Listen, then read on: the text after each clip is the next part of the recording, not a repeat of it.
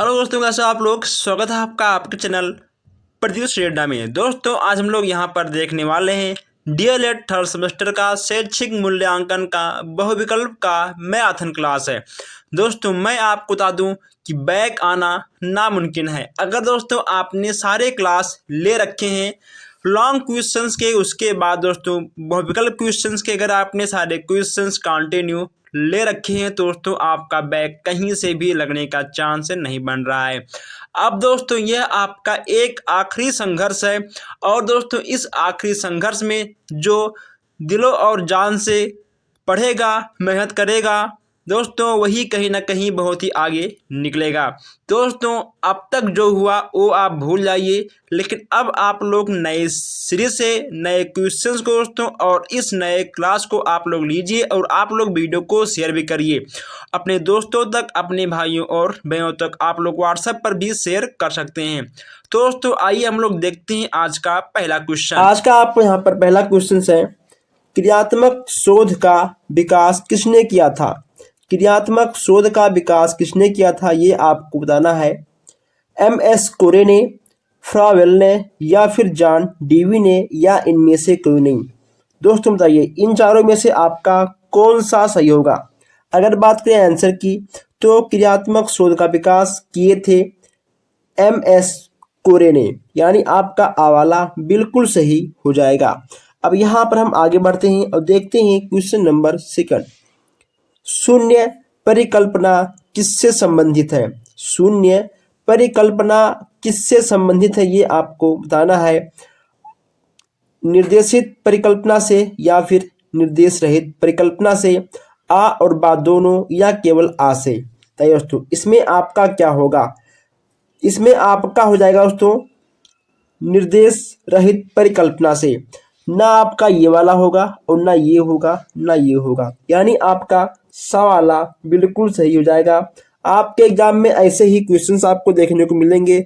और मैं आपको ये बता दूं कि शैक्षिक मूल्यांकन में जो आपके बहुविकल्पीय प्रश्न आते हैं, आपके 15 क्वेश्चन आते हैं और हर एक क्वेश्चन आपका एक एक नंबर का होता है।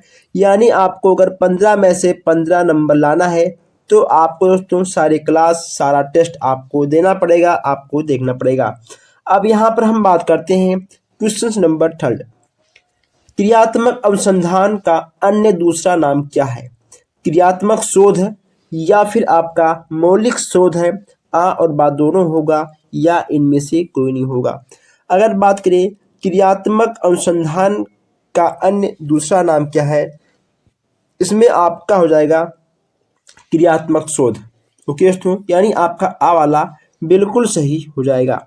अब यहाँ पर हम देखते हैं मापन क्या होता है। मापन क्या होता है दोस्तों, गुणात्मक होता है, मात्रात्मक होता है या फिर तुलनात्मक होता है या उपयुक्त सभी। इसमें से आपका क्या होगा। यहाँ हम मापन की बात करते हैं तो मापन दोस्तों अगर ठीक है मान लो आपको कोई भी दूध है, पानी या फिर तेल, आपको कुछ भी नापना है तो दोस्तों नापना है ठीक है या फिर मापना है, दोनों बात एक ही है। तो आखिर दोस्तों इसे मान लो आपके पास 2 डब्बा है ठीक है दोस्तों, आप ठीक है दोनों डब्बों में उस तेल को भरोगे और फिर उसमें आप मात्रा निकालोगे, आखिर किस में अधिक है किस में कम है ठीक है। तो मापन में आपका दोस्तों मात्रात्मक हो जाएगा ठीक है। आपका गुणात्मक और तुलनात्मक ये सब आपका नहीं होगा, आपका आ वाला बिल्कुल सही हो जाएगा। अब यहाँ पर हम देखते हैं मूल्यांकन क्या होता है। मूल्यांकन क्या होता है, अगर बात करें दोस्तों मूल्यांकन, तो मूल्यांकन में ठीक है दोस्तों हम लोग तुलना करते हैं। कैसे, अगर दोस्तों मान लो ये ठीक है आपके 2 बच्चे हैं, आप जिस भी स्कूल में टीचर हो, अगर ठीक है मान लो ये आपके 2 बच्चे हैं तो दोस्तों अगर मान लो आपको इन दोनों बच्चों में अंतर ढूंढना है, आखिर कौन पढ़ने में तेज है ठीक कौन पढ़ने में कमजोर है, तो दोस्तों आपको तुलना करना पड़ेगा ठीक है दोस्तों, आपको तुलना करना पड़ेगा शारीरिक रूप से, मानसिक रूप से। ओके दोस्तों, हर प्रकार से आपको तुलना करना पड़ेगा, तभी आप दोनों बच्चों में मूल्यांकन जान पाओगे। यानी कुल मिलाकर आपका सा वाला बिल्कुल सही हो जाएगा, यानी आपका हो जाएगा तुलनात्मक। ओके दोस्तों, चलिए आगे बढ़ते हैं। अब यहाँ हम देखते हैं क्वेश्चन नंबर 6। 60वां यहाँ पे आपका है, क्रियात्मक अनुसंधान का प्रथम चरण क्या है? कार्यविधि, समस्या चुनने का कारण, समस्या की पहचान या निष्कर्ष। बताइए इसमें से आपका क्या होगा? क्रियात्मक अनुसंधान का प्रथम चरण क्या है दोस्तों? इसमें से आपका क्या होगा? अगर बात करें आंसर की, तो इसमें आपका हो जाएगा समस्या की पहचान। क्या होगा आपका? समस्या की पहचान आपका बिल्कुल सही हो जाएगा। नेक्स्ट यहाँ पे आपका है, का संबंध किससे है? ओके दोस्तों, नया दर्शक का संबंध किससे है? मापन से, आ और सा दोनों से, या फिर क्रियात्मक से, या केवल आ से। अगर बात करें आंसर की, इसमें आपका हो जाएगा क्रियात्मक शोध से। किससे होगा आपका? आपका क्रियात्मक शोध है, बिल्कुल सही हो जाएगा। दोस्तों यहाँ पे 8वां भी आपका है। ओके दोस्तों, इसका देखिए यहाँ पे आपको क्या दिया गया था कि इसका संबंध किससे है? दोस्तों यहाँ पे इसका शाब्दिक अर्थ आपको बताना है।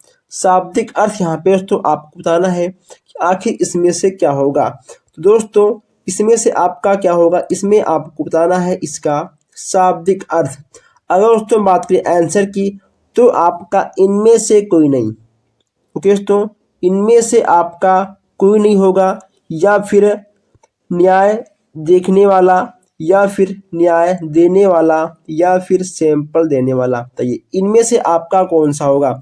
अगर बात करें आंसर की, तो आपका हो जाएगा सैंपल देने वाला। ओके तो यानी नमूना। सैंपल का हिंदी होता है नमूना। संज्ञात्मक पक्ष किससे संबंधित है?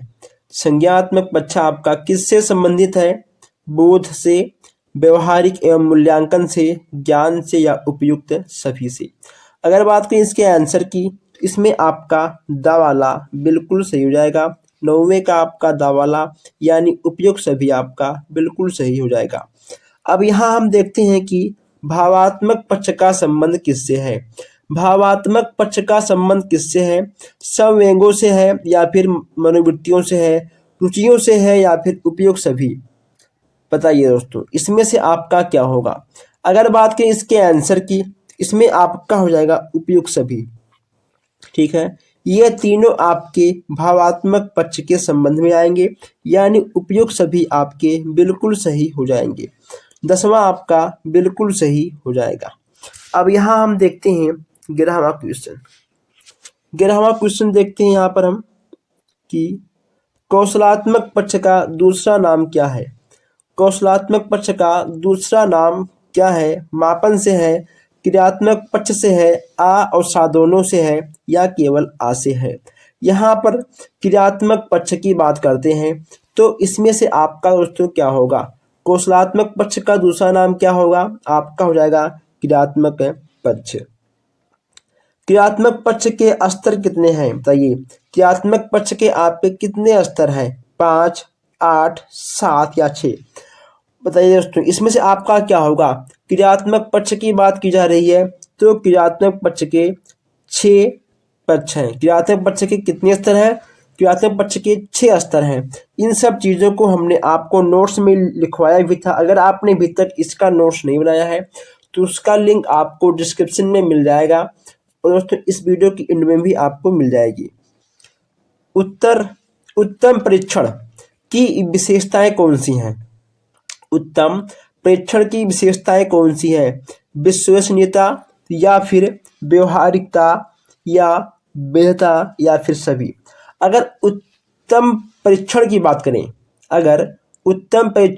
करें, तो दोस्तों इसमें कहीं ना कहीं आपका हो जाएगा उपयुक्त सभी, क्योंकि एक अच्छा परीक्षण, एक उत्तम परीक्षण वही होता है जिसमें आपको विश्वसनीयता, दोस्तों व्यवहार, ये आपको तीनों चीज देखने को मिले, यानी आपका दा वाला बिल्कुल सही हो जाएगा। ठीक है दोस्तों, दा वाला आपका बिल्कुल सही हो जाएगा।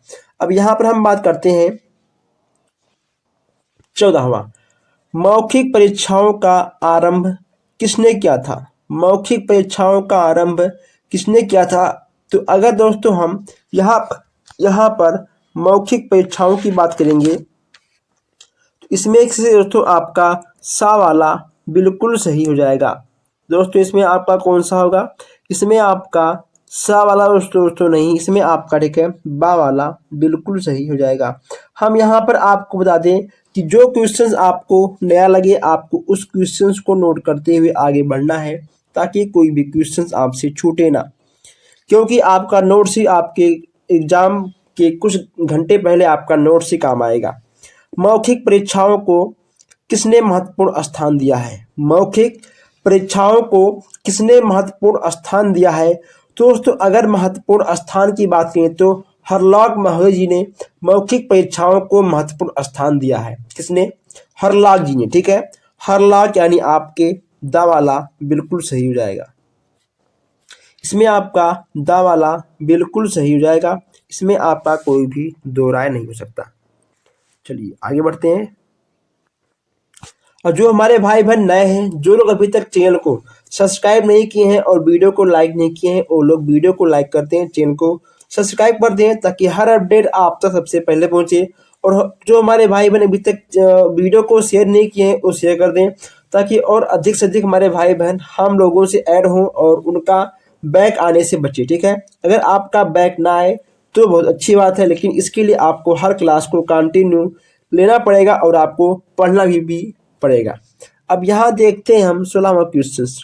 मूल्यांकन का उद्देश्य क्या है? मूल्यांकन का उद्देश्य क्या है?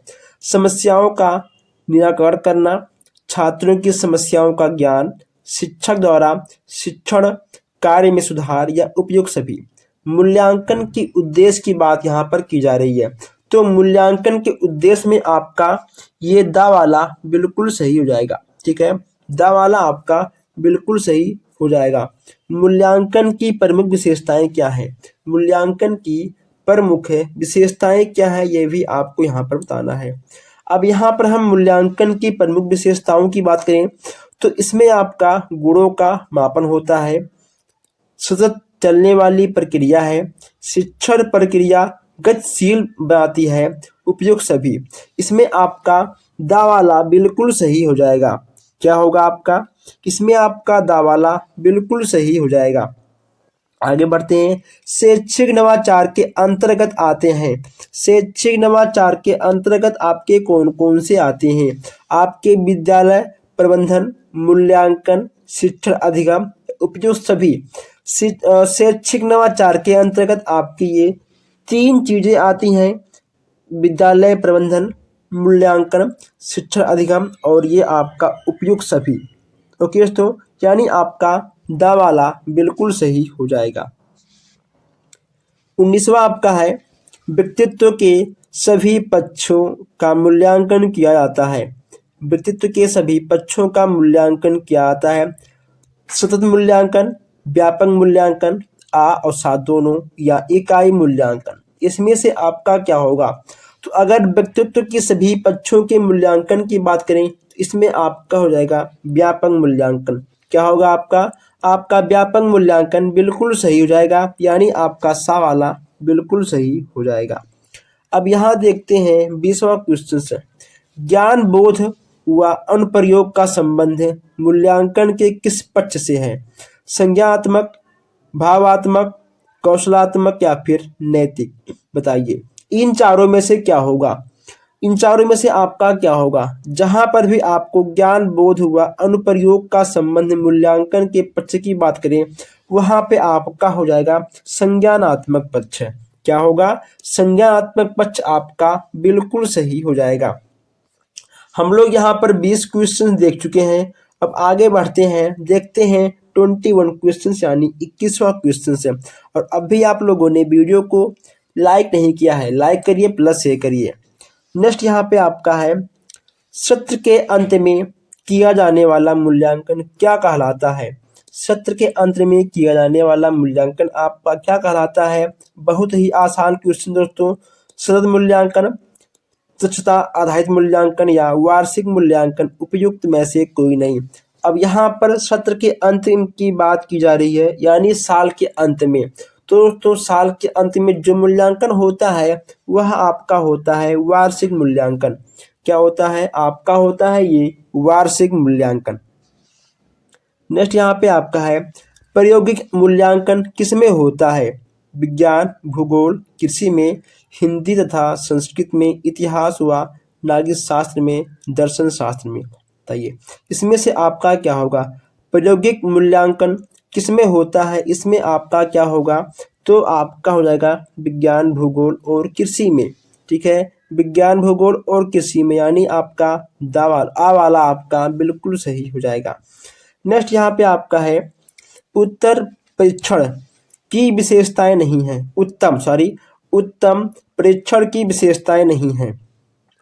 अब यहाँ पर उत्तम परीक्षण की विशेषताओं की बात करते हैं तो हम आगे बात कर चुके हैं।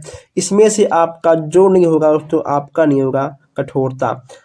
कभी भी बच्चों को आपको कठोर नियम या फिर कठोर दोस्तों कठोर तरीकों से बच्चों के सामने आपको नहीं पेश आना है। ठीक है दोस्तों, तो उत्तम परीक्षण की विशेषता नहीं है, यानी आपका ये, यानी जो आपका गलत है वही आपका सही है। अब यहाँ बात करते हैं 24 क्वेश्चंस की। छात्रों को आरंभिक ज्ञान का मूल्यांकन किया जाता है। छात्रों का आरंभिक ज्ञान का मूल्यांकन किसके द्वारा किया जाता है? आंकलिक मूल्यांकन से या फिर मौखिक मूल्यांकन से, दक्षता मूल्यांकन से, आशा दोनों। इसमें क्या होगा? जब भी आपसे आरंभिक ज्ञान का मूल्यांकन की बात किया जाए इसमें आपका हो जाएगा मौखिक मूल्यांकन। ठीक है, क्या होगा आपका? आपका हो जाएगा 24 का सा वाला। चलिए, ब्लूप्रिंट का संबंध किससे है? ब्लूप्रिंट का संबंध आपका किससे है?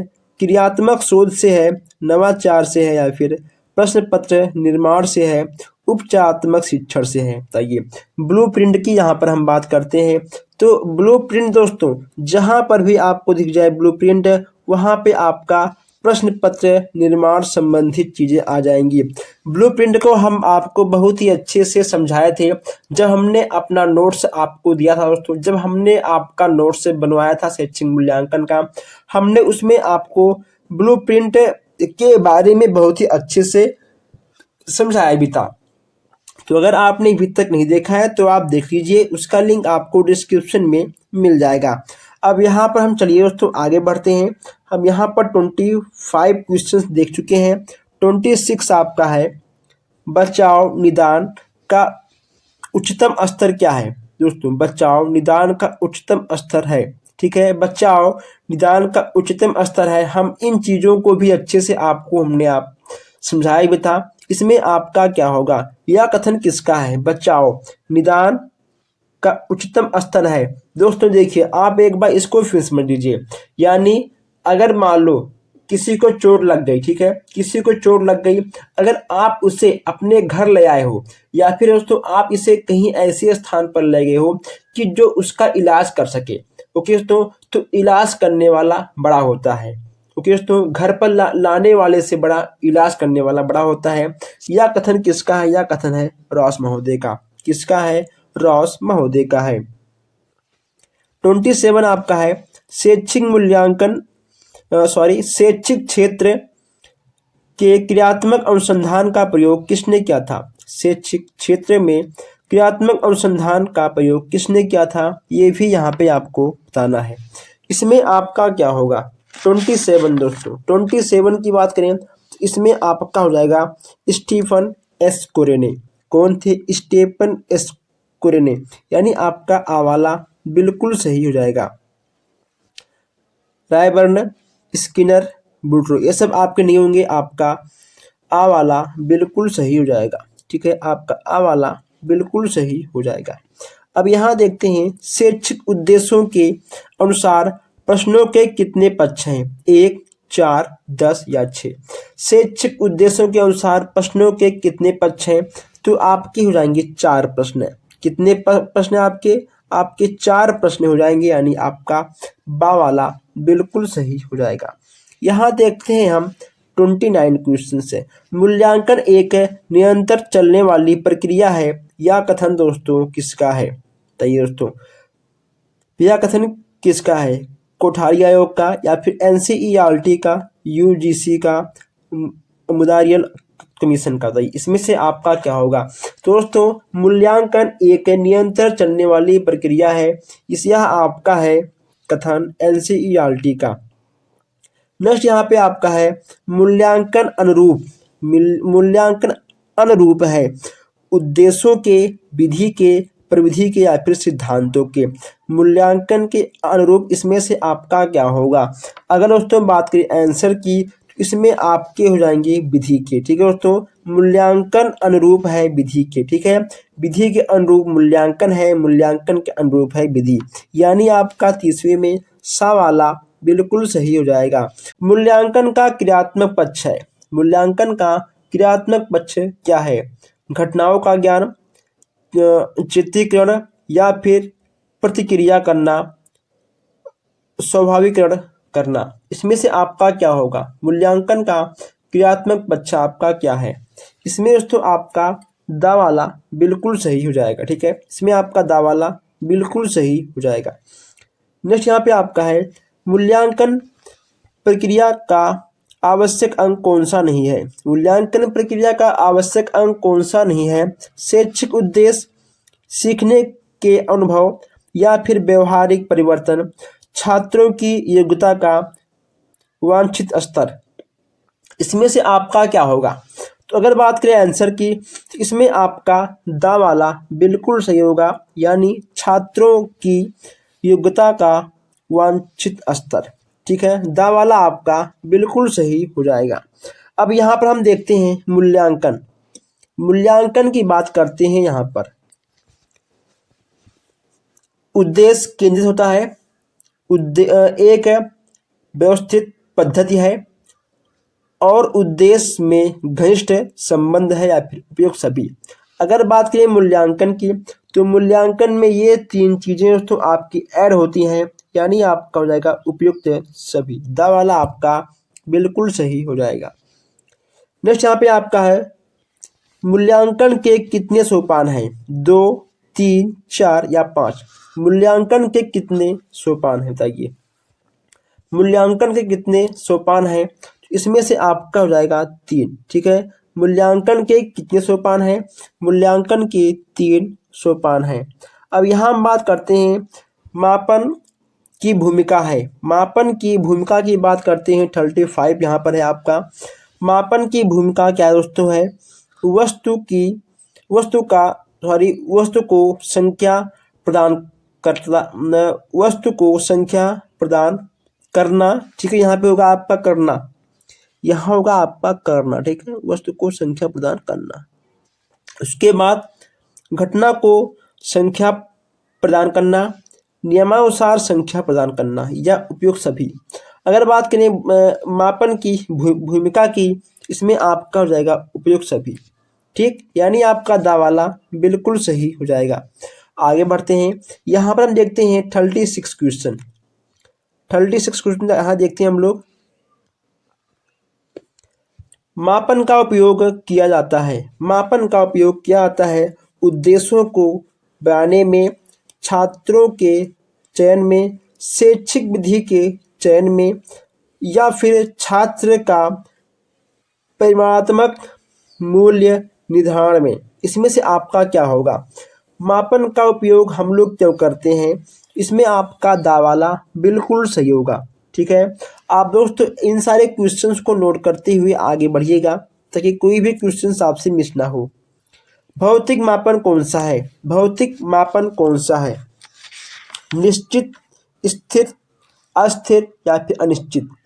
इसमें आपका क्या होगा? भौतिक मापन की बात यहाँ पे की जा रही है, तो भौतिक मापन आपका दोस्तों हमेशा होगा स्थिर। ठीक है, स्थिर होगा आपका। बा वाला आपका बिल्कुल सही हो जाएगा। नेक्स्ट यहाँ पे आपका है 38 दक्षता आधारित मूल्यांकन है। इसमें से आपका क्या होगा? इसमें दोस्तों आपका आ और बा दोनों बिल्कुल सही हो जाएगा। हम इन सारे क्वेश्चंस को जब हम आपको नोट्स लिखवाए थे तो हमने आपको बहुत ही अच्छे से उसमें समझाया भी था और पढ़ाया भी था। यहाँ पे आपका 39 है। कक्षोन्नति का प्रमुख साधन कौन सा है? मासिक परीक्षा या फिर त्रैमासिक परीक्षा जो कि 3 महीने बाद होता है, वार्षिक परीक्षा या फिर ये सभी। अगर दोस्तों किसी भी बालक को आपको एक क्लास, अगर से दोस्तों मान लो कोई भी बालक कक्षा 4 में है, अगर ठीक है दोस्तों उसे कक्षा 5 में ना पढ़ाकर आप उसे कक्षा 6 में करना चाहते हो तो आप उसका पहले वार्षिक परीक्षा लेंगे। अगर उसने वार्षिक परीक्षा में कक्षा 4 में 100 में से 100 अंक लाए या फिर दोस्तों अगर उसका अच्छा रिस्पांस हुआ तो आप उसे कक्षा 5 छोड़कर आप उसे डायरेक्ट कक्षा 6 में भी कर सकते हो। ठीक है दोस्तों, तो ये होता है आपका कक्षा उन्नति। नेक्स्ट यहाँ पे आपका है संज्ञानात्मक पक्ष। संज्ञानात्मक पक्ष आपका क्या होता है? सरल, छोटा, व्यापक या फिर बड़ा। इसमें आपका क्या होगा? तो संज्ञानात्मक पक्ष दोस्तों जो आपका होता है इसमें आपका ज्ञान बोध होता है और इसमें दोस्तों आपका ठीक होता है अनुप्रयोग। ठीक है, इसमें आपका हो जाएगा ज्ञान बोध और आपका हो जाएगा अनुप्रयोग। दोस्तों ये सारे आपके जो ऑप्शन है ये ठीक है, आपके सारे ऑप्शन गलत हैं।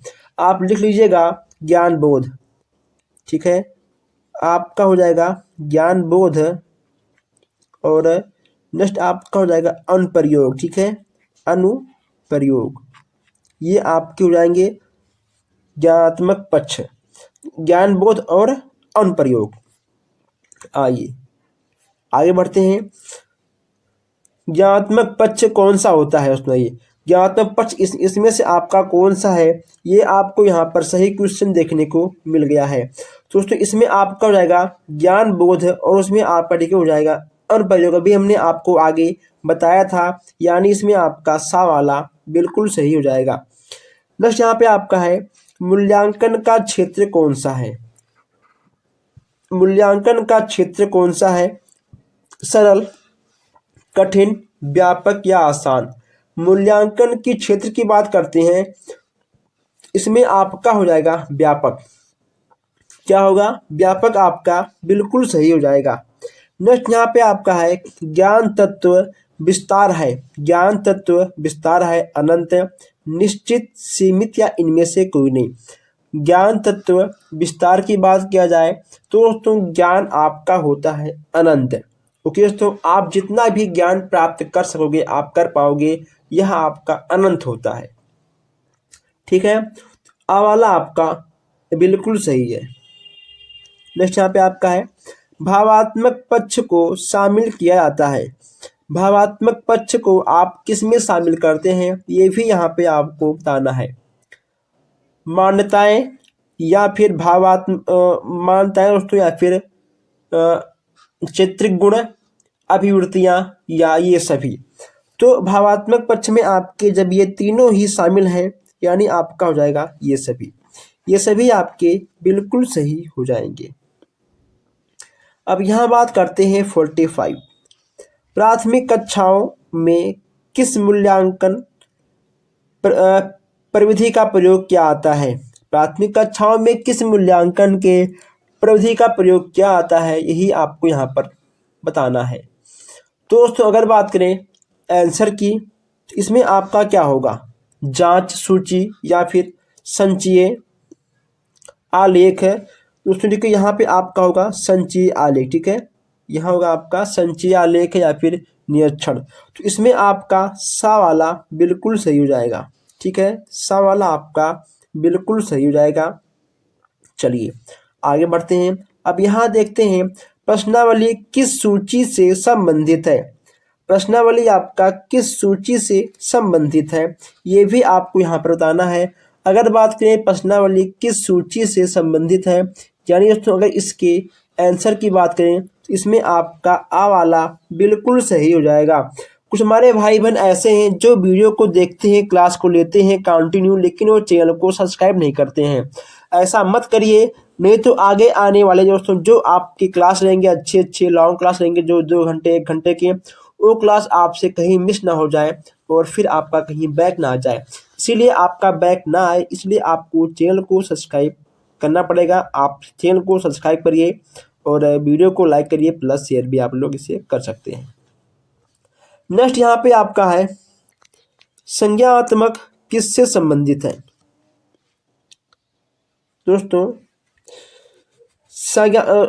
दोस्तों यहाँ पे आपका है साक्षात्कार। 1 मिनट।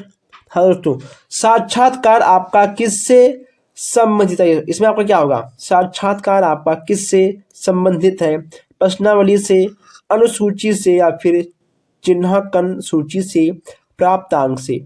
इसमें आपका क्या होगा, साक्षात्कार किससे संबंधित है, इसकी बात यहाँ पर की जा रही है। इसमें आपका देखिए क्या होगा, इसमें आपका उत्तर हो जाएगा अनुसूची से। ठीक है, साक्षात्कार आपका अनुसूची से संबंधित है, यानी आपका बा वाला बिल्कुल सही हो जाएगा। अब यहाँ बात करते हैं 48 की।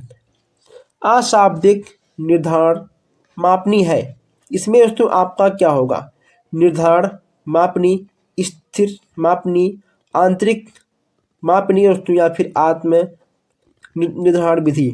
इसमें आपका क्या होगा दोस्तों, अगर बात करें आंसर की तो इसमें आपका हो जाएगा आत्म निर्धारण विधि। ठीक है, आपका दा वाला बिल्कुल सही हो जाएगा। नेक्स्ट यहाँ पे आपका है उत्तम परीक्षण की विशेषताएं क्या हैं। उत्तम परीक्षण की विशेषताएं क्या है दोस्तों, इसमें हम क्या बताएं, इस पर हम कई बार चर्चा कर चुके हैं और ये आपको पता होगा। इसमें आपका हो जाएगा उपयुक्त सभी। ठीक है, इसमें आपका दावाला बिल्कुल सही हो जाएगा। नेक्स्ट यहाँ पे आपका है शिक्षण अधिगम तथा मूल्यांकन एक दूसरे से संबंधित है, पूरक, घनिष्ठ, आवश्यक या इनमें से कोई नहीं। चलिए बताइए इसमें। इसमें आपका क्या होगा, इसमें आपका हो जाएगा घनिष्ठ। ठीक है, शिक्षण अधिगम तथा मूल्यांकन एक दूसरे से घनिष्ठ संबंधित है। ओके दोस्तों, बा वाला आपका बिल्कुल सही हो जाएगा। चलिए आगे बढ़ते हैं। 51 आपका है, इसको थोड़ा हम जूम कर दें ताकि आपको अच्छे से दिखाई दे। मूल्यांकन के द्वारा ज्ञात किया जाता है, मूल्यांकन के द्वारा ज्ञात किया जाता है व्यक्ति के अधिगम स्तर को, समाज के अधिगम स्तर को या फिर मनोवैज्ञानिक परीक्षण को, छात्र के अधिगम स्तर को। बताइए मूल्यांकन के द्वारा हम क्या ज्ञात करते हैं, ये चीज आपको यहाँ पर बताना है। तो इसमें आपका हो जाएगा छात्र के अधिगम स्तर को। ठीक है, यानी छात्र के अधिगम स्तर की बात करें तो छात्र ने कितना सीखा, कितना नहीं सीखा, क्या कमी है, वह किस चीज को क्यों नहीं सीख पाया, हर चीज का मूल्यांकन करना बहुत ही आवश्यक होता है। मूल्यांकन उपकरण को क्या कहा जाता है, वैध, अवैध, समान या फिर टिकाऊ। तो इसमें आपका क्या होगा, मूल्यांकन उपकरण को क्या कहा जाता है, वैध। ओके, तो वैध यानी आपका आ वाला बिल्कुल सही हो जाएगा। और यहाँ पर हम बात करते हैं 53 क्वेश्चन की। चलिए यहाँ पे आपका 53 है, कौन अच्छे परीक्षण की विशेषता नहीं है, कौन अच्छे परीक्षण की विशेषता नहीं है। इसमें आपका क्या होगा, विश्वसनीयता या फिर वैधता, वस्तुनिष्ठता या फिर संक्षिप्तता। दोस्तों इसमें आपका क्या होगा, इसमें तो आपका बा वाला बिल्कुल सही हो जाएगा, यानी आपका जो गलत है वही आपका सही होगा। बा वाले पर आप टिक जरूर लगाएंगे। नेक्स्ट यहाँ पे आपका है 54 पुनः बलन दोस्तों। ओके दोस्तों, पुनः बलन की विधियां हैं, सतत मूल्यांकन में पुनर्बलन या फिर मासिक मूल्यांकन में, आ और बा दोनों में या फिर इनमें सभी में। तो इसमें आपका हो जाएगा सा वाला, सा वाला आपका बिल्कुल सही हो जाएगा। परिवर्तन प्राकृत का एक नियम है, परिवर्तन प्राकृत का दोस्तों एक नियम है, यानी दोस्तों हर चीज परिवर्तन होती है, या फिर इंसान हुआ या फिर दोस्तों कोई भी टेक्निकल चीज हुई, हर चीज बदलता है दोस्तों और बदलना भी आवश्यक है। तो परिवर्तन प्राकृत का एक नियम है या दोस्तों आपका शाश्वत नियम है। ठीक है दोस्तों, यह आपका निश्चित अनिश्चित नियम नहीं होगा, आपका होगा शाश्वत नियम। ठीक है, परिवर्तन प्राकृत का एक शाश्वत नियम है, आप इसको 3 स्टार में लगा लीजिएगा। ठीक है दोस्तों, ये क्वेश्चन आ सकता है, परिवर्तन प्राकृत का एक शाश्वत नियम है। चलिए अब यहाँ देखते हैं 56 क्वेश्चन। और जो हमारे भाई बहन अभी तक भी वीडियो को लाइक नहीं किए, लाइक कर दें ताकि कोई भी क्लास आपसे मिस ना हो। आपके एक लाइक से हमें थोड़ा सा मोटिवेशन मिलता है, ताकि ऐसे ही अच्छे अच्छे क्लास हम आपके लिए लेके आते रहें और उससे और लाइक से कुछ नहीं होता। नेक्स्ट यहाँ पे आपका है, नवाचार का निर्माण किया जाता है नैतिक आधार पर, मनोवैज्ञानिक आधार पर, सामाजिक आधार पर, या फिर ये सभी।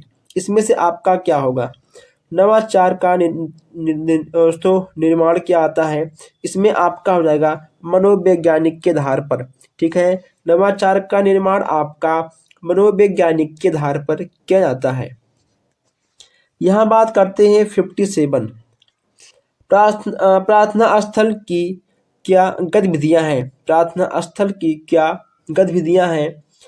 स्वच्छता, राष्ट्रगीत, या फिर सद्विचार, या उपयुक्त सभी।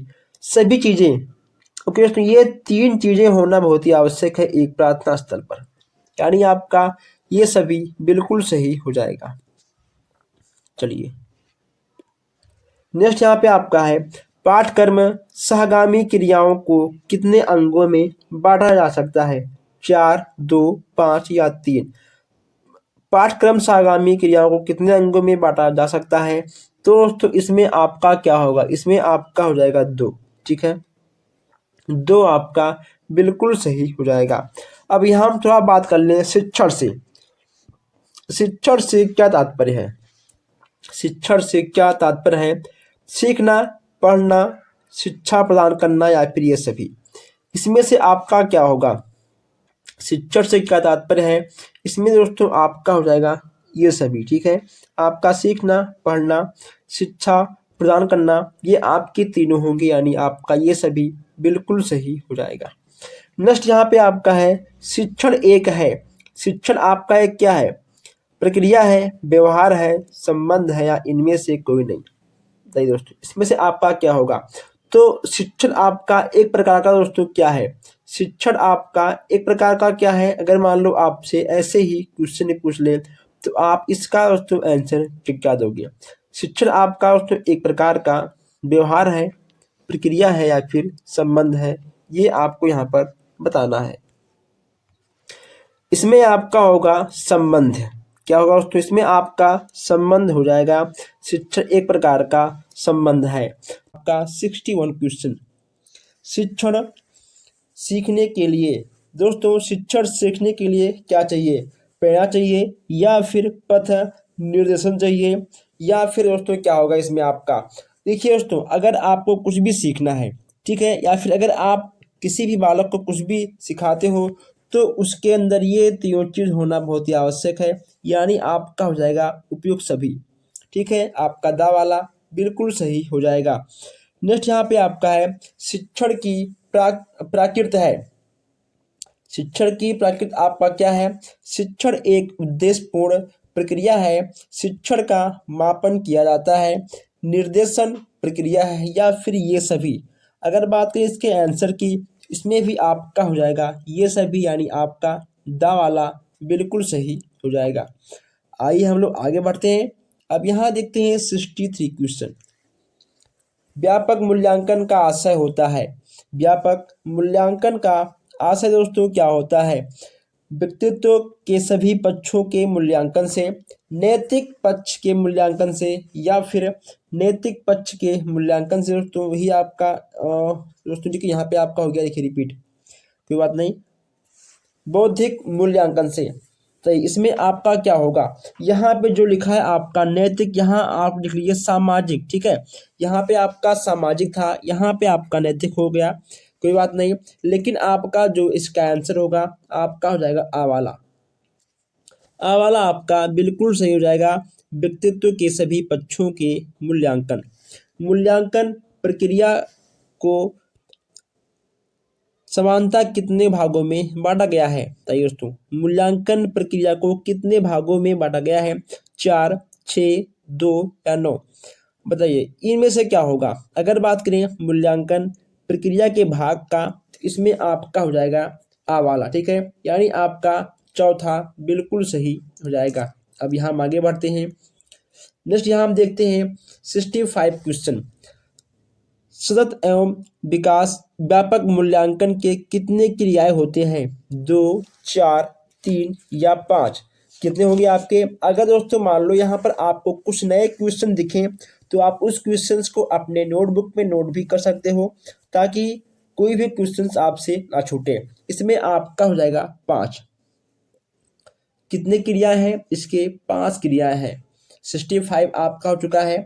यहाँ पर हम सारे क्वेश्चंस को बहुत तेजी के साथ खत्म करने वाले हैं ताकि आपका टाइम भी बच जाए और आप हर क्वेश्चंस को टच भी कर ले जाए, क्योंकि पता नहीं क्वेश्चंस आपके एग्जाम में कहाँ से आ जाए, इसलिए हर क्वेश्चंस को देखना आपका फर्ज है और हमारा भी फर्ज है आपको दिखवाना, बताना और समझाना।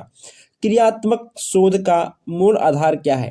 क्रियात्मक शोध का मूल आधार क्या है? आ वाला होगा या फिर सा वाला, बा या दा। समस्या हमारी और हल भी हमारा। समस्या का हल, समस्या का तार्किक हल या समस्या का गहन विश्लेषण। तो इसमें दोस्तों आपका क्या होगा? इन चारों में से आपका क्या होगा ये आपको बताना है। अगर क्रियात्मक शोध के मूल आधार की बात करें तो आप एक चीज लिख लीजिए, समस्या हमारी और हल भी हमारा।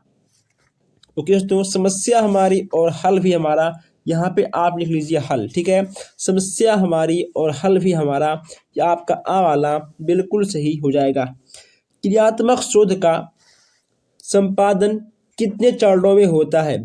4, 9, 6 या 8? बताइए, क्रियात्मक शोध का संपादन कितने चरणों में होता है? यहाँ पर ये आपको बताना है।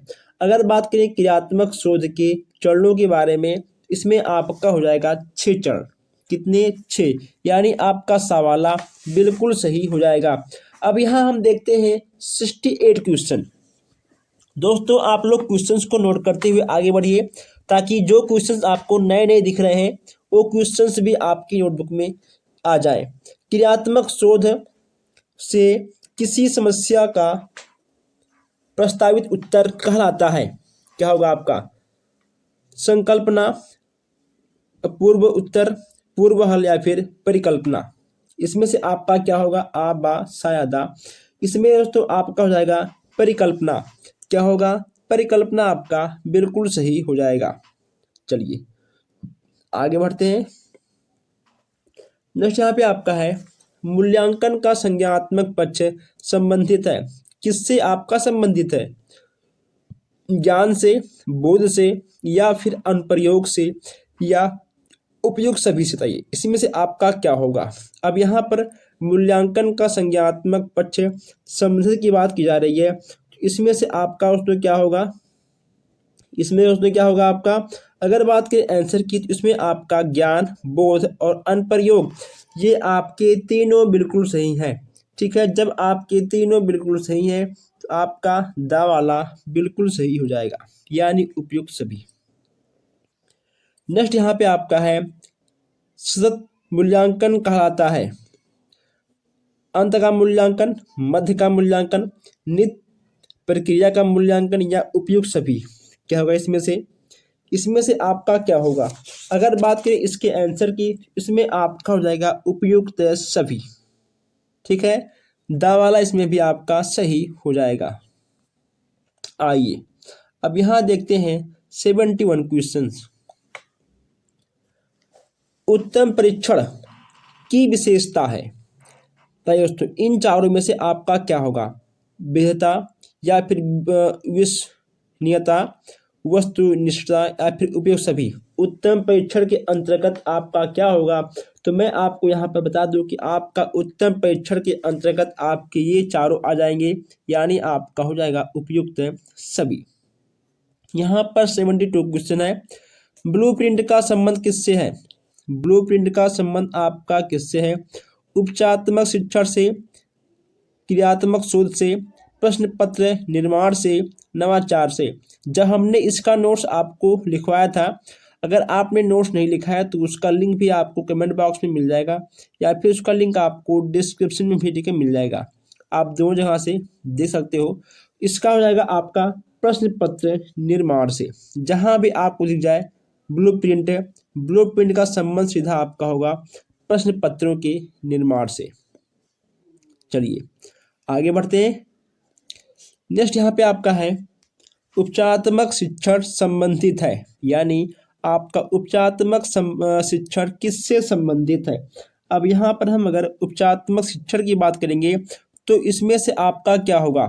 गणित विषय के शिक्षक से या फिर पठन क्षमता के विकास से, अंग्रेजी विषय के शिक्षण से, त्रुटियों को दूर करने। तो सबसे अच्छा आंसर, ठीक है, ये देखिए। उपचार करना यानी किसी भी गलती को दूर करना, यह होगा आपका बा वाला आपका बिल्कुल सही हो जाएगा। रॉस का कथन है, तो ये इन चारों में से आपका कौन सा सही होगा? बचाव निदान का निम्नतम स्तर है, बचाव निदान का उच्चतम स्तर है। यानी बचाने वाला बड़ा होता है या ठीक है छोटा होता है, ये आपको बताना है। अगर बात करें हम आंसर की, तो इसमें आपका हो जाएगा बचाव निदान का उच्चतम स्तर है, ठीक है। सा वाला आपका बिल्कुल सही हो जाएगा बिना किसी डाउट के। अब यहाँ पे है आपका क्रियात्मक शोध के प्रवर्तक हैं। क्रियात्मक शोध के प्रवर्तक आपके कौन हैं, ये आपको यहाँ पर बताना है। क्रियात्मक शोध की बात करें तो क्रियात्मक शोध की अगर हम लोग बात करेंगे तो इसमें आपका हो जाएगा स्टीफन एस्कोरे। आपके कौन हो जाएंगे? स्टीफन एस्कोरे, यानी आपका बा वाला बिल्कुल सही हो जाएगा, इसमें आपका कोई भी डाउट नहीं है। अब यहाँ देखते हैं 76 क्वेश्चंस। क्या देखते हैं? 76 क्वेश्चंस यहाँ देखते हैं। सतत एवं व्यापक मूल्यांकन का आरंभ कब हुआ था? 2009 में, 2008 में, 2010 में, 2011 में। बताइए इन चारों में से आपका क्या होगा? अगर बात करें आंसर की तो इसमें आपका हो जाएगा 2009। क्या होगा आपका? 2009 बिल्कुल सही हो जाएगा। चलिए, रीता ने भाषा में 60 अंक प्राप्त किए। अब 60 अंक का प्राप्त करना है, यह आपका किसके अंतर्गत आएगा? मापन, परीक्षण, मूल्यांकन या उपलब्धि। हमने आपको बताया था नोट्स बनवाने के दौरान कि अगर आपको अंक दिख जाए तो वह आपका आएगा मापन के अंतर्गत, ठीक है। अगर अंक आपको दिख जाए तो वह आपका मापन के अंतर्गत आएगा, यानी आपका आ वाला बिल्कुल सही हो जाएगा। चलिए आगे बढ़ते हैं। ब्लूम टेक्सोनोमी विकसित हुआ। आपका ये कब हुआ था विकसित? अगर बात करें आंसर की, इसमें आपका हो जाएगा 1956। कब हुआ था? 1956 में आपका विकसित हो गया था। निबंधात्मक परीक्षण के प्रश्न है। निबंधात्मक परीक्षण के प्रश्न आपके कौन से हैं दोस्तों? ये आप क्या जाएंगे? उदाहरणार्थ प्रश्न, यानी आपका आ वाला बिल्कुल सही हो जाएगा। 79 का आपका आ वाला बिल्कुल सही हो जाएगा। चलिए, वस्तुनिष्ठ परीक्षा की विशेषताएं नहीं है। वस्तुनिष्ठ परीक्षा की विशेषताएं नहीं है, इसमें आपका क्या होगा? इसमें भी आपका हो जाएगा पाठ्यक्रम की व्यापकता। पाठ्यक्रम की व्यापकता, यानी आपका सा वाला हो जाएगा। जो आपका गलत है वही आपका सही होगा, सा वाला आपका बिल्कुल सही हो जाएगा। अब यहाँ देखते हैं 81 क्वेश्चन। यहाँ पे 81 क्वेश्चन आपका है शैक्षिक मूल्यांकन का अंग है। शैक्षिक मूल्यांकन का अंग इसमें से आपका कौन सा होगा? व्यवहारात्मक अनुभव या फिर स्मृति अनुभव, प्रेरणात्मक अनुभव या फिर अधिगम अनुभव। शैक्षिक मूल्यांकन की बात यहाँ पे की जा रही है, तो शैक्षिक मूल्यांकन में आपका आएगा अधिगम अनुभव। क्या होगा? अधिगम अनुभव आपका बिल्कुल सही हो जाएगा। परिकल्पना क्या होता है? बताइए, परिकल्पना क्या होता है? समाधान का पूर्व अनुमान, समाधान के बाद में अनुमान, शोध के मध्य में अनुमान, कोई अनुभव नहीं किया। ठीक है, बताइए परिकल्पना क्या होता है, ये आपको बताना है। अगर परिकल्पना की बात करें तो समाधान का पूर्व अनुमान, ये आपका आ वाला बिल्कुल सही हो जाएगा। चलिए 83 आपका है मापन का सामान्य सिद्धांत किससे संबंधित है? मापन का सामान्य सिद्धांत किससे संबंधित है?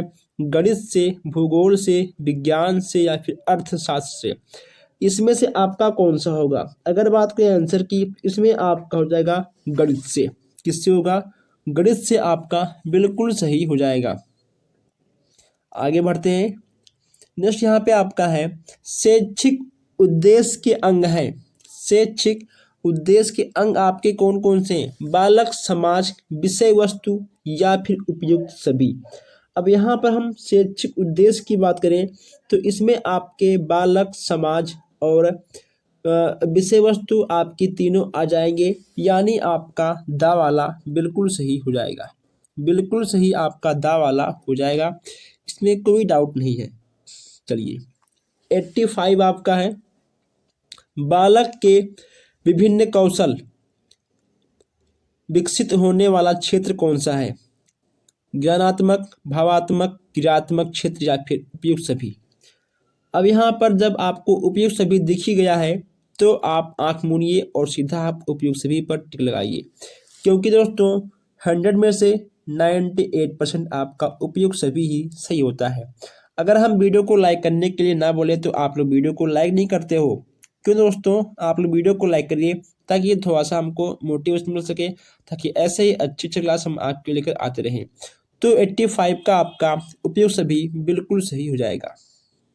आइए अब यहाँ देखते हैं बौद्धिक योग्यताएं। बौद्धिक योग्यता में बोध का अंग नहीं है दोस्तों, अंग नहीं है। अनुभव या फिर विवेचना, अनुप्रयोग या फिर वांग विस्तार, इसमें से आपका क्या होगा? अब यहाँ पर बौद्धिक योग्यता के बोध अंगों का नहीं होने की बात की जा रही है। 86 यहाँ पे आपका है, इसमें से आपका क्या होगा दोस्तों? इसमें से आपका क्या होगा? इसमें से आपका हो जाएगा अनुप्रयोग। क्या होगा? दा वाला आपका बिल्कुल सही हो जाएगा। चलिए 87 आपका है सत्र के अंत में किया जाने वाला मूल्यांकन कहलाता है इकाई मूल्यांकन, वार्षिक मूल्यांकन, व्यापक मूल्यांकन या फिर दक्षता आधारित मूल्यांकन। इसमें से आपका क्या होगा? अब जब यहाँ पर सत्र के अंत की बात की जा रही है, इसमें आपका हो जाएगा वार्षिक मूल्यांकन। क्या होगा? वार्षिक मूल्यांकन, यानी आपका सा वाला बिल्कुल सही हो जाएगा। यहाँ पे 88 आपका है ज्ञान बोध एवं अनुप्रयोग किस मूल्यांकन का पक्ष है? ज्ञान बोध और अनुप्रयोग किस मूल्यांकन का पक्ष है? संज्ञात्मक पक्ष, भावात्मक पक्ष, क्रियात्मक पक्ष या फिर उपयोग सभी। इसमें से आपका क्या होगा? इसमें आपका हो जाएगा ज्ञानात्मक पक्ष। क्या होगा? ज्ञानात्मक पक्ष आपका बिल्कुल सही हो जाएगा। चलिए आगे बढ़ते हैं। नेक्स्ट यहाँ पे आपका है बचाव निदान का उच्चतम स्तर है, यह कथन किसका है? किसने कहा है कि बचाव निदान का उच्चतम स्तर है? यह कथन किसका है ये आपको यहाँ पर बताना है। तो ये हमारे कहे हैं रॉस महोदय। किसने कहा है? रॉस जी ने कहा है कि बचाव निदान का उच्चतम स्तर है, यानी दोस्तों बचाने वाले से बड़ा होता है उसका निदान करना। ठीक है। नेक्स्ट यहाँ पे आपका है निम्न में से मूल्यांकन का पक्ष नहीं है? संज्ञात्मक, क्रियात्मक, भावात्मक और मात्रात्मक। इसमें से आपका कौन सा मूल्यांकन का पक्ष नहीं है? तो हमने आपको मूल्यांकन से संबंधित सारे कथनों को, सारे क्वेश्चंस को, सारे ऑप्शन को हमने आपको कई बार बताया है और समझाया भी है। ताकि इसमें से आपका क्या होगा? मूल्यांकन का पक्ष दोस्तों आपका संज्ञात्मक भी है, ठीक है, क्रियात्मक भी है और भावात्मक भी है, लेकिन आपका मात्रात्मक नहीं है। यानी जो आपका गलत है वही आपका सही है। आपका हो जाएगा दा, यानी आपका मात्रात्मक बिल्कुल सही हो जाएगा। अब यहाँ हम लोग देखने वाले हैं 91 क्वेश्चन है। ब्लूप्रिंट का संबंध किससे है? उपचारात्मक शिक्षण से या फिर प्रश्न पत्र निर्माण से, दक्षता निर्माण से, दक्षता आधारित मूल्यांकन से। तो ये इनमें से आपका क्या होगा? ब्लूप्रिंट का संबंध की बात की जा रही है, इसमें से आपका क्या होगा यही आपको जाना है। अगर बात करें आंसर की तो इसमें आपका हो जाएगा बा, प्रश्न पत्रों के निर्माण से। हमने आपसे कई बार कहा कि जहां कहीं भी आपको ब्लूप्रिंट दिख जाए वहां पे आपको प्रश्न पत्र निर्माण से संबंधित क्वेश्चंस आपको लेके मिल जाएगा। चलिए नेक्स्ट यहाँ पे आपका है प्रायोगिक मूल्यांकन होता है। तो ये दोस्तों क्या होता है? विज्ञान एवं मनोविज्ञान में, या हिंदी में, या इतिहास में, या फिर नागरिक शास्त्र में। इसमें से आपका क्या होगा? इसमें से आपका क्या होगा आपको बताना है। प्रायोगिक मूल्यांकन होता है, इसमें आपका क्या होगा ये चीज़ आपको यहाँ पर बताना है। अगर बात करें इसके दोस्तों आंसर की, तो अगर इसके आंसर की दोस्तों बात करें इसमें से आपका क्या होगा। आप लोग भी थोड़ा सा ट्रिक लगाइए कि आखिर प्रायोगिक मूल्यांकन आपका किसके अंतर्गत आएगा, किसके अंतर्गत आएगा, ये यहाँ पर आपको जरूर बताना है। आपका हो जाएगा विज्ञान एवं मनोविज्ञान में, किसका होगा, विज्ञान और मनोविज्ञान, यानी आपका आ वाला बिल्कुल सही हो जाएगा। अब यहाँ आप हमको ये बताइए जरा कि मूल्यांकन के कितने पक्ष होते हैं, मूल्यांकन के कितने पक्ष होते हैं आपको ये बताना है। 3, 5, 6 और 7, इसमें से आपका क्या होगा। मूल्यांकन के आपके हो जाएंगे 3 पक्ष है। कितने पक्ष है, मूल्यांकन के आपके 3 पक्ष हो जाएंगे।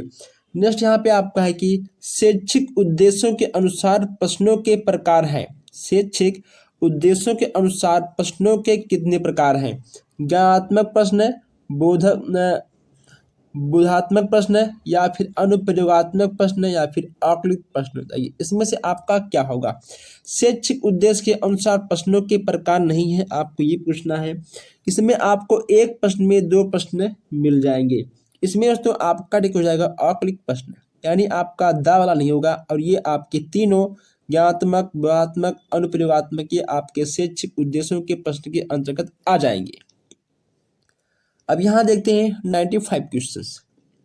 शैक्षिक क्षेत्र में क्रियात्मक शोध का प्रथम प्रयोग किया था, किसने किया था, बताइए इसमें आपका क्या होगा। इसमें भी आपका हो जाएगा स्टीफन एम कुरे ने, स्टीफन एम कुरे ने। इसका जिक्र हमने अगले क्लास में कर लिया था, अगर आपने देखा होगा तो आप इसका आंसर जरूर जानते होंगे।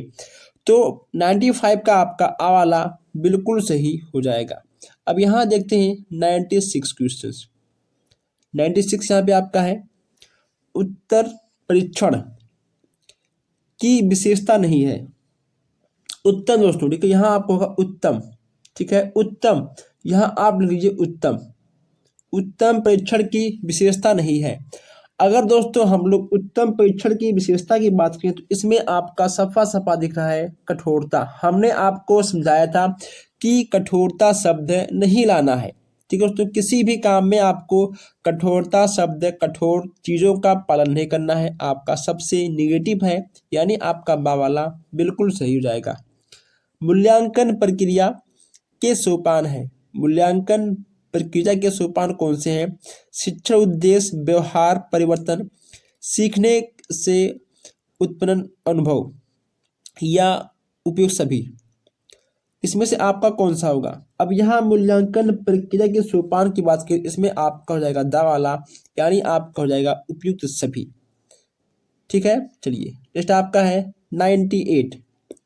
98 आपका यहाँ पर है मूल्यांकन की शैक्षिक आवश्यकता किसको होती है। मूल्यांकन की शैक्षिक आवश्यकता किसको होती है, छात्र को, शिक्षक को, या फिर अभिभावक और समाज को, या फिर उपयुक्त सभी को।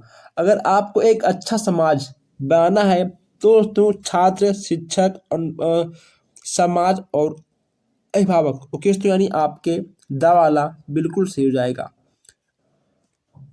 अच्छे शिक्षण से ही अच्छे समाज का निर्माण होता है। समान बुद्धि, समान रूप से मूल्यांकन के कितने पक्ष हैं। समान रूप से मूल्यांकन के 2 पक्ष हैं। हमने आपको 3 से 4 बार इसको बताया भी है, दिखाया भी है, और हमने इसको आपको थ्योरी क्लास में समझाया भी था। मूल्यांकन प्रक्रिया का केंद्र बिंदु कौन सा होता है। विद्यार्थी, विद्यालय, अध्यापक, या प्रधानाचार्य। अब यहाँ मूल्यांकन प्रक्रिया के केंद्र की बात की जा रही है, तो ना आपके अध्यापक होंगे, ना आपके होंगे प्रधानाचार्य, ना आपका विद्यालय, आपके हो जाएंगे विद्यार्थी। ओके दोस्तों, विद्यार्थी ही सबसे मूल बिंदु होता है, ठीक है। अब वाला आपका बिल्कुल सही हो जाएगा। ओके दोस्तों, चलिए आगे बढ़ते हैं। शैक्षिक शोध को समानता कितने वर्गों में बांटा गया है। 5, 4, 6 या फिर 3। इसमें से आपका क्या होगा। शैक्षिक शोध को समानता कितने वर्गों में बांटा गया है। इसमें आपका हो जाएगा 3। कितने वर्गों में, इसको हम लोगों ने 3 वर्गों में बांट दिया है। नेक्स्ट यहाँ पे आपका है शैक्षिक अधिगम प्रक्रिया में नवाचार है, क्या है। शिक्षा उद्देश्य, व्यवहार परिवर्तन, या फिर सीखने में उत्पन्न अनुभव, या उपयुक्त सभी, इसमें से आपका कौन सा होगा? शिक्षण अधिगम प्रक्रिया में नवाचार की बात की जा रही है, इसमें आपका दोस्तों सबसे सही हो जाएगा उपयुक्त सभी। क्या होगा? उपयुक्त सभी आपका बिल्कुल सही हो जाएगा। नेक्स्ट यहाँ पे आपका है, निम्न में से कौन सा ब्लूम के संज्ञानात्मक क्षेत्र के अंतर्गत नहीं आता? ब्लूम का नाम तो आप लोगों ने सुना होगा, विश्लेषण, संश्लेषण, मूल्यांकन या मूल्यांकन, इसमें आपका क्या होगा? इसमें दोस्तों आपका नहीं आता। ठीक है दोस्तों, आपका विश्लेषण, संश्लेषण, आपका मूल्यांकन आता है, लेकिन आपका मूल्यांकन दोस्तों ये ठीक है आपका नहीं आएगा। आपका दा वाला बिल्कुल गलत हो जाएगा, यानी जो आपका गलत वही आपका सही। अब यहाँ पे आपको फिर से एक बार दिख गया ब्लूप्रिंट। ब्लूप्रिंट आपको दिखा, आप तुरंत मार दो प्रश्न पत्र की आधारशिला। ठीक है, प्रश्न पत्रों की आधारशिला किसे कहते हैं? ब्लूप्रिंट को कहते हैं, क्योंकि दोस्तों इसी के आधार पर हम लोग प्रश्नों का निर्माण करते हैं कि कितने प्रश्न रहेंगे एग्जाम में और कितने क्वेश्चन कितने कितने नंबर का रहेगा, उसका पूर्णांक क्या रहेगा। हर चीज़ आपका ब्लूप्रिंट से ही प्रश्न पत्र तैयार होता है। क्रियात्मक शोध का मूल आधार होता है। क्रियात्मक शोध का मूल आधार तो क्या होता है? समस्या का तुरंत हल, सिद्धांत का निर्माण करना, समस्या भी हमारा हल भी हमारा, बड़ी से बड़ी समस्या का हल। अब यहाँ क्रियात्मक शोध की बात की जा रही है। जब यहाँ क्रियात्मक शोध की बात आ गई है तो समस्या भी हमारा और हल भी हमारा। ओके दोस्तों, यहाँ आप लिख लीजिएगा हल, समस्या भी हमारा और हल भी हमारा, यानी आपका बा वाला बिल्कुल सही हो जाएगा। चलिए अब यहाँ हम देखते हैं, किसी समस्या का प्रस्तावित उत्तर कहलाता है, इसमें से आपका क्या होगा? इसमें आपका हो जाएगा परिकल्पना। क्या होगा? परिकल्पना आपका बिल्कुल सही हो जाएगा। क्रियात्मक शोध का अंतिम चरण होता है। क्रियात्मक शोध का अंतिम चरण आपका कौन सा होगा? इसमें आपका हो जाएगा निष्कर्षण। ठीक है दोस्तों, निष्कर्षण आपका बिल्कुल सही हो जाएगा। सामुदायिक सहभागिता में नवाचार है। सामुदायिक सहभागिता में नवाचार आपका क्या होगा? इसमें आपका हो जाएगा एनसीसी स्काउट गाइड दोस्तों, यानी आपका हो जाएगा उपयुक्त सभी। ठीक है, सभी आपके बिल्कुल सही हो जाएंगे। तो दोस्तों अगर हमारे कुछ भाई बहन नए हैं जिन्होंने अभी तक चैनल को सब्सक्राइब नहीं किया है, सब्सक्राइब कर लें, क्योंकि आगे आने वाले क्लास दोस्तों आपको बहुत ही अच्छे से मिलने वाले हैं, बहुत ही ज़बरदस्त आपको मिलने वाला है। तो दोस्तों आप लोग वीडियो को लाइक शेयर करते रहिएगा। अगर आपका किसी भी क्वेश्चन में कोई भी डाउट हो, आप हमसे कमेंट बॉक्स में बेहिचक पूछ सकते हो। कमेंट बॉक्स आपका है, आप उसका उपयोग करिए। हम मिलते हैं फिर इस वीडियो में। धन्यवाद।